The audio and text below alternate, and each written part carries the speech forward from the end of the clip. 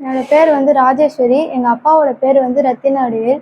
எங்கள் அம்மாவோட பேர் வந்து லட்சுமி. நான் வந்து +1 +2 சென்டென்ஸ் ஸ்கூலில் படித்தேன். நான் வந்து +2 எக்ஸாம் ஃபிசிக்ஸ் அப்போ தான் எங்கள் அப்பா வந்து இறந்துட்டாங்க.